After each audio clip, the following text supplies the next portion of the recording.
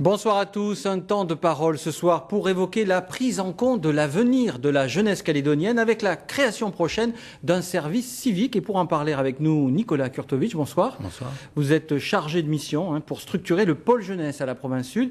Alors, créer un service civique répond à la volonté du président de la province sud. Mais tout d'abord, qu'est-ce que c'est qu'un service civique ? Le service civique, c'est un dispositif mis en place par l'État et qui sera prochainement applicable sur le territoire. Et c'est la possibilité offerte à des jeunes de 16 à 25 ans, sans condition de diplôme ni de formation, de s'investir dans une mission d'intérêt général pendant une période de 6 à 12 mois, voire un peu plus. Donc il faut inciter les jeunes à un engagement citoyen. C'est un peu ça aussi l'esprit du service civique ? Oui, ça c'est l'esprit initial du service civique. Inciter les jeunes à un engagement citoyen, les faire participer à des actions importantes pour la communauté, ne pas se substituer à des emplois, par exemple, mais s'investir dans des domaines tels que le handicap, les relations intergénérationnelles, la culture, le sport.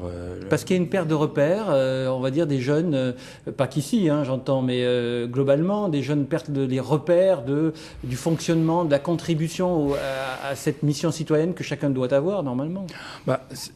Ça c'est certainement vrai, c'est certainement possible, mais on peut aussi penser qu'il n'existe plus assez d'espace dans lequel des jeunes qui ont envie de s'investir de façon positive puissent le faire. Donc là, dans le service civique, ce qui est intéressant, c'est qu'il y a la possibilité de s'investir. Il y a une rémunération qui équivaudra grosso modo au SMIC. Il y a également la possibilité au cours de cet investissement de s'enquérir de formation, pour les personnes qui n'ont pas de formation, ou pour les personnes qui ont déjà une formation et un diplôme, de s'enquérir des possibilités d'emploi. C'est à la charge de l'association et de la collectivité qui accueille ce volontaire. Elle a, elle, de son côté, mission de lui donner la possibilité de se renseigner pour la formation, pour un emploi. Donc c'est un peu un échange, si vous voulez, comme l'expression gagnant d'un côté, gagnant de l'autre également. Et c'est aussi pour relancer cette idée que parmi les jeunes, beaucoup, et certainement la plupart, ont envie, à un moment donné de leur vie, de donner. Mais alors, j'entends bien qu'il y a un salaire. Est-ce que c'est un emploi ? Ah, surtout pas. Ça ne peut pas se substituer à un emploi. C'est un peu la différence, par exemple, avec les VAT. À l'époque, on a tous connu, nous, des professeurs qui étaient VAT. En fait, ils se substituaient à un emploi. Là, pas du tout. Ça ne peut pas prendre la place d'un emploi. Au contraire, il faut que ce soit une création de l'association qui accueille ce volontaire. Il crée un poste momentané pour un service spécifique. Alors, il faut que l'association soit agréée, il faut que le poste proposé soit agréé aussi par l'Agence nationale. Alors, comment ça va fonctionner ? Parce que il va falloir un décret d'application, j'imagine, des conventionnements, un guichet. Comment est-ce que ça va marcher ? Alors, en gros, chronologiquement, il faut d'abord que le décret d'application soit publié pour le territoire. Ça, ce sera fin octobre.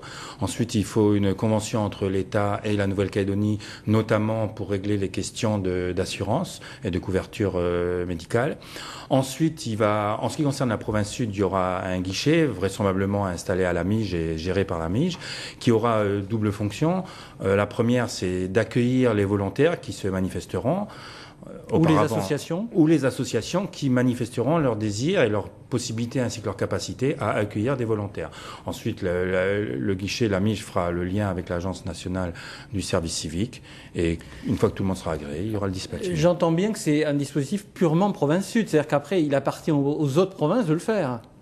Il appartient si elles veulent. Si elles veulent, si elles le souhaitent, en tant que collectivité, elles le mettent en place. De même, à l'échelle du gouvernement, ça peut être mis en place aussi. Donc là, nous, à l'échelon de la province, nous le mettons en place. On essaiera d'être opérationnel dès la rentrée de janvier. Voilà. Est-ce que, on a entendu parler d'autres dispositifs, l'école de la deuxième chance, l'internat d'excellence pour la réussite scolaire, on a parlé aussi de centres éducatifs pour les délinquants multirécidivistes. On a l'impression que là, on met le paquet, j'ai envie de dire, pour que personne soit resté au bord de la route, c'est ça ? Oui, c'est au centre des préoccupations du président de la province et donc de l'Assemblée de province de s'occuper des questions concernant la jeunesse, donc de structurer un pôle jeunesse et de mettre en place une série de dispositifs parce que personne au bord du chemin, mais aussi, je pense, un chemin particulier pour chacun. On va pas mettre 50 000 dispositifs, mais il en faut plusieurs parce que à chaque personne, à chaque caractère, à chaque désir, doit correspondre à chaque typologie. Si on peut parler, oui, de typologie, un dispositif. Alors, il y a l'école de la deuxième chance, par exemple. Il y a également les internats d'excellence. L'intérêt il faut mettre 2 groupes de dispositifs, grosso modo, un en amont et l'autre en aval. Il faut une série de dispositifs qui prend en charge ceux qui n'ont pas réussi à travers l'école à se trouver une formation. Et il faut une série de dispositifs à l'intérieur de l'école pour faire en sorte qu'il y ait de moins en moins de jeunes qui abandonnent l'école ou qui, entre guillemets, échouent à l'école. De manière à ce qu'il y ait en amont, en aval, moins de jeunes à travailler sur l'insertion parce que c'est compliqué, c'est délicat, puis ça met beaucoup de désespérance aussi. Dernière question, et on se la pose, ça coûte cher tout ça? Alors ça dépend des dispositifs. L'école de la deuxième chance, par exemple, ne coûte pas spécifiquement cher dans la mesure où il y a un financement d'État. Et ça, c'est notre objectif, c'est de prendre des dispositifs avec des financements d'État et de les mettre en place en Nouvelle-Calédonie de manière à ce que ça ne pèse pas trop sur les budgets. Une dernière question pour vous, Nicolas Kurtovic, fini d'Okamo alors, hein? Ah. Parce qu'on sait qui vous êtes quand même. Oui, fini d'Okamo. Oui, je ne serai plus travailleur à Dokamo, directeur ou professeur. Je reste très attaché à l'Alliance scolaire et à toute l'équipe de Dokamo, mais oui, c'est fini. Mais vous restez quand même en prise avec la jeunesse et son devenir. Absolument. Merci en tout cas d'être venu dans ce temps de parole. Pour revoir l'émission, notre site, www.rfo.fr. À suivre sur RFO d'autres infos. On reste à l'antenne.